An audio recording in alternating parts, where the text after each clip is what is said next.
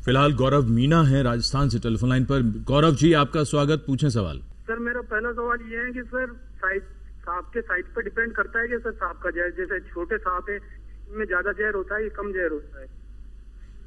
और सर अच्छा, दूसरा प्रश्न ठीक है, अच्छा प्रश्न पूछा जी। दूसरा प्रश्न मेरा जी, दूसरा क्या सवाल पूछ रहे हैं आप? प्राथमिक उपचार क्या होना चाहिए और कितने समय में मृत्यु हो जाती है व्यक्ति की सांप के काटने के बाद? देखिए, ये बहुत अहम प्रश्न पूछा कि कितना जहर होता है। वही कह रहे कि आकार को देखकर क्या ये आकार नहीं, पाइथन तो बहुत बड़ा होता है लेकिन उसमें जहर ही नहीं होता, जहरीला ही नहीं होता है। जहर डिपेंड करता है उसकी स्टेट ऑफ माइंड पे, वेदर पे, दिन है या रात है, या ऑलरेडी वो कितनों को काट चुका है, या उसको कितना प्रोवोक किया गया, कितना वो एंग्री है।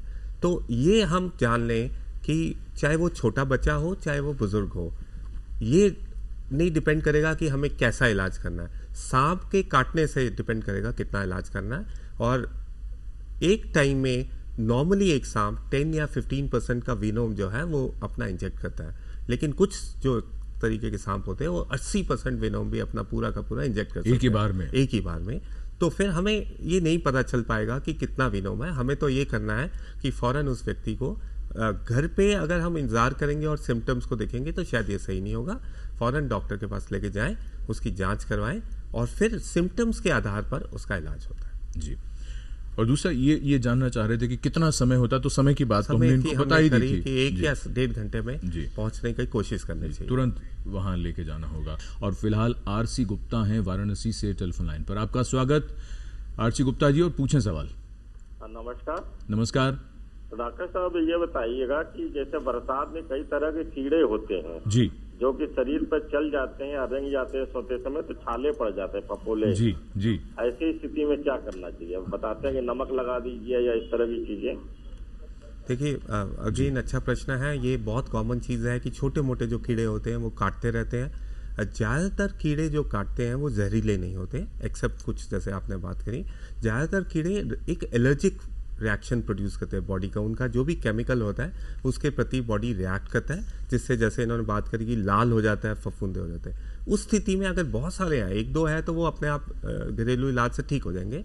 बेसिकली हमें एंटी एलर्जिक दवाइयाँ देते हैं, इसमें डॉक्टर के पास ले जाते हैं तो जो जुकाम खांसी की जो दवाइयाँ होती है वही एंटी एलर्जिक दवाइयाँ हम इनमें दे सकते हैं और ज़्यादातर मरीज ठीक हो जाते हैं। लेकिन कुछ व्यक्ति ऐसे होते हैं जिनको कि एक इनहेरेंट टेंडेंसी होती है रिएक्ट करने की, जैसे एस्थमा के मरीज है जिनको एलर्जिक राइनाइटिस होता है। तो ऐसे व्यक्तियों को अगर जब ऐसा ये काटता है तो वो रिएक्शन एक एनाफिलेक्टिक शॉक कहते हैं, एक डेंजरस तरीके का शॉक होता है जिसमें कि फौरन हॉस्पिटल में ले जाना जरूरी होता है, सांस घुटने लगती है और ब्लड प्रेशर लो हो जाता है। बट ज़्यादातर काटने में मुझे लगता है कि घरेलू इलाज शायद इसमें अच्छा रहेगा, या फिर आप डॉक्टर अपने फैमिली डॉक्टर के पास जाइए और अपना। डॉक्टर साहब, बहुत से लोग कहते हैं कि मकड़ी शरीर के ऊपर से चल गई थी या मकड़ी दब गई उससे हो गया। मकड़ियों से भी ऐसा होता है? देखिए, मकड़ी जो है खासकर वो जो येलो कलर की जो मकड़ी होती है वो उसके काटने से बड़ा सिवियर पेन होता है और रिएक्ट करता है, लाल हो जाता है उस जगह, लेकिन ज्यादातर मरीज ठीक हो जाते हैं, ऐसी कोई चिंता की बात नहीं। बीटल्स वगैरह जो और भुंगे वगैरह, मच्छर जो है वो भी काटती हैं तो आपको दर्द होता है। इसी हमारे नर्व्स में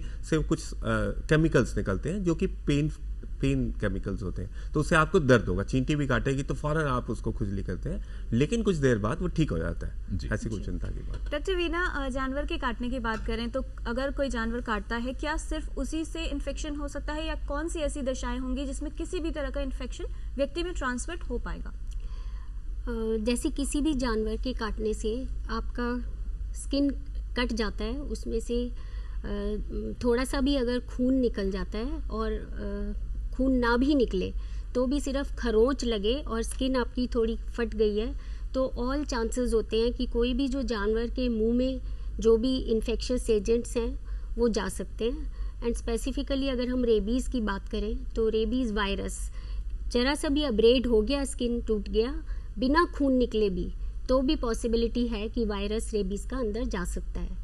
तो बहुत ज़रूरी है कि जैसे ही आपको जैसे भी एनिमल काटे, स्पेशली डॉग्स हमारे यहाँ बहुत ज़्यादा हैं पॉपुलेशन, और वो कुछ भी बाइट हो, आप इस चीज़ का इंतज़ार ना करें कि वो खून निकला है कि नहीं निकला है उसमें से, बट अगर थोड़ा सा भी कट गया है आप उसको डॉक्टर की सलाह लें और वूंड को ज़रूर वॉश करें इमीडिएटली, सो ये बहुत ज़रूरी है कि सबसे पहला काम आप ये करें कि वुंड को वॉश करें। पानी आज सबके पास अवेलेबल होता है, सो पानी और साबुन घर में होता है, उससे वॉश करें और इमिडिएटली डॉक्टर की सलाह लें, ये बहुत ज़रूरी है। डॉक्टर खान, जब किसी को भी किसी जानवर ने काट लिया किसी व्यक्ति को, फर्स्ट एड के तौर पर कौन से पॉइंट्स आप बताना चाहेंगे जो ज़रूर करने हैं, और जब तक व्यक्ति को अस्पताल ले जा रहे हैं कौन सी बातें हैं जिनका ध्यान रखना है और जो बिल्कुल नहीं करनी है? ये बहुत अच्छा सवाल है, क्योंकि फर्स्ट एड ही सबको मैक्सिमम प्रोटेक्शन दे सकता है किसी भी पेशेंट को।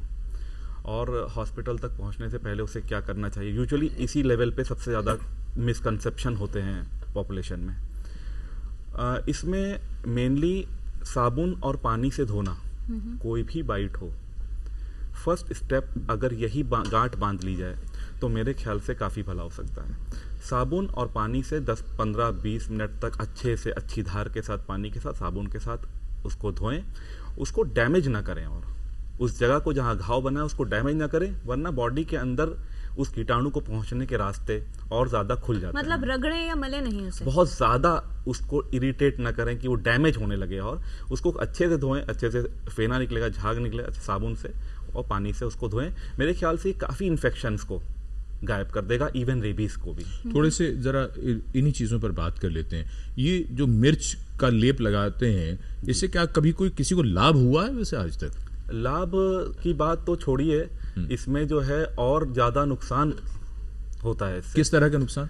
क्योंकि मिर्ची एक इरिटेंट है, ज्यादातर मैंने सुना अभी जो है इसमें चूना है लगा रहे हैं, मिर्ची लगा रहे हैं, वो इस तरह की चीजें लगाते हैं जो इरिटेट करती हैं, उससे और जलन पैदा होती है। सरसों का तेल भी कुछ नहीं, वो तेज चीजें लगाइए, जहर मर जाएगा, ये कहीं दिमाग में बैठा हुआ है कहीं पर कि जहर को काटता है, इसलिए और जहर दे दो उसको। डॉक्टर वीना कुछ कहना चाह रही हैं? आप अगर मिर्ची लगाएंगे या चूना लगाएंगे तो होता क्या है कि वो जो घाव है वहाँ पे और ज़्यादा इरिटेशन होती है। इरिटेशन की वजह से पॉसिबिलिटी क्या होती है कि जो वायरस है, जो इन्फेक्टिंग ऑर्गेनिज्म है, वो और ज़्यादा अंदर घुस जाता है, खतरा बढ़ जाएगा, बिल्कुल बढ़ जाएगा, एंड उसकी पॉसिबिलिटी कि आपका इन्फेक्शन होने की पॉसिबिलिटी ज़्यादा होगी। तो हमेशा ये याद रखना बहुत ज़रूरी है कि ऐसा कोई भी चीज़ इस्तेमाल ना करें जो कि जैसे मिर्च है, तेल है, चूना है। बहुत जगह अलग अलग हमारी कंट्री में अलग अलग चीज़ें लगाते हैं। साउथ में जैसे राइस पाउडर लगाते हैं, वो कोई काट गया तो राइस पाउडर लगा देते हैं। तो ये सब चीज़ें बिल्कुल नहीं लगानी है कहीं भी काटे। तो सबसे इम्पॉर्टेंट है कि आप पानी से धोएं, साबुन से धोएं, और उसके बाद कोई एंटीसेप्टिक है तो वो लगाएं और डॉक्टर की सलाह लें। डॉक्टर सिंह, रेबीज का वायरस जो है एक न्यूरोट्रॉपिक वायरस है, यानी कि ये नसों में, नर्व्स के अंदर घुसता है। तो इससे पहले कि वो वायरस उसमें घुस पाए, नसों में घुस पाए, हमें उनका लोकल इलाज करना है। ये बहुत जरूरी है, चाहे पानी से करें या फिर हम वॉश करके करें। इससे पहले कि वो वायरस नर्व्स में घुसे, उसको वॉश आउट करना है, ये बहुत अहम चीज है। तो बाकी चीजें जो है वो इरिटेट करती हैं, तो वो नर्व्स को अंदर घुसाने में मदद करती है। डॉक्टर खान कुछ कहना चाह रहे हैं? सिर्फ साबुन और पानी के धोने से 50% रिस्क ऑफ गेटिंग रेबीज कम हो जाता है। आप ये सोचिए, अगर 100 मरीजों को रेबीज होने वाला होगा, अगर 100 ने साबुन और पानी से धो दिया है तो 50 लोग बच गए। इतना ज्यादा उसका रोल है, जबकि उसमें ना कोई खर्चा है, ना कोई कॉस्ट है, और वो लोकली अवेलेबल चीजों से आप 50% रिस्क। तो फर्स्ट एड का जो कॉन्सेप्ट आ रहा है कि उसको करके बहुत सारा रिस्क कम कर सकते हैं। डॉक्टर वीना, इस तरह के जब कोई भी एनिमल बाइट के पेशेंट्स आपके पास पहुंचते हैं या किसी विशेषज्ञ के पास जाते हैं, किस आधार पर यह तय होगा, कैटेगरी ऑफ बाइट की बात की जाए या वुंड की बात की जाए, कि इसका इलाज कैसे करना है और उसकी प्रक्रिया क्या होगी? ये बहुत ज़रूरी आपने एक प्रश्न पूछा, क्योंकि किसी भी डॉक्टर के लिए जो एंटी रेबीज सेंटर में बैठा है या हॉस्पिटल में है, उसको प्रॉपर ट्रीटमेंट देने के लिए वुंड को कैटेगराइज करना बहुत ज़रूरी है। 3 कैटेगरीज वुंड की हैं। फर्स्ट जो बाइट है उसमें पेशेंट आएगा, पेशेंट आके डॉक्टर उसकी हिस्ट्री लेगा। उसमें क्या होता है कि सिर्फ डॉग ने लिक किया हुआ है या किसी भी एनिमल ने, कैट ने लिक किया है, but on the intact skin, मतलब कहीं अगर कोई कटी हुई है या उस पे लिक किया है तो that is different. But category 1 में only on the intact skin और coming in contact, just touching the animal, that is grade 1, category 1. There we do not need to give any treatment, but the history should be definite. The doctor should be sure that this is the history which he has taken from the patient. Then we come to category 2. Category 2 is that there is a bite or scratch. The skin has been abraded but there is no bleeding. That is category 2. वहाँ पे हमको wound को wash करना है. अगर patient देर से भी आता है तो भी wound wash करना बहुत ज़रूरी है, because that is very important. And then vaccination देना है अगेंस्ट रेबीज, इंजेक्शंस देने हैं, हमें वैक्सीन्स अवेलेबल हैं. कैटेगरी 3 वुंड है जहाँ पे कि बाइट हुई. It may be a single bite जहाँ पे कि स्किन एब्रेड हो गई एंड ब्लीडिंग हो गई. It may be multiple bites. It may be on the different parts of the body. And another thing is that from the infected animal और from the infected human, the secretions, saliva, it has come in contact with the mucous membranes, that is eyes or mouth mucous membranes, or it has come in contact with the abrasions on the skin, cuts on the skin. These all are category 3 bites or category 3 wounds, and for this one has to do the wound management, as we said, washing of the wound and applying detergent. Number 2, immunoglobulins. इसमें हमको passive immunisation भी देना है, जिसमें कि readymade antibodies हम देते हैं जो कि वायरस एकदम से न्यूट्रलाइज हो जाता है. Means the immediately the virus which has been injected by the bite और by coming in contact will be neutralised. And then number 3, the vaccination, the complete course of the vaccination to be given. 2 तरह की बातें आई कि जिसमें घर में अगर पालतू कोई जानवर है, उसने जैसे काटा है, कुत्ता या बिल्ली, और बाहर. अब बात ये रहती है कि घर में तो ज़्यादातर लोग टीके लगवाते हैं, तो क्या जिन जानवरों को टीके लगवाए जाते हैं वो घर के ही लोगों को या उनके घर आए मेहमानों को अगर काट ले तो क्या बिल्कुल कोई ज़रूरत नहीं होती एंटी रेबीज लगाने की, डॉक्टर खान?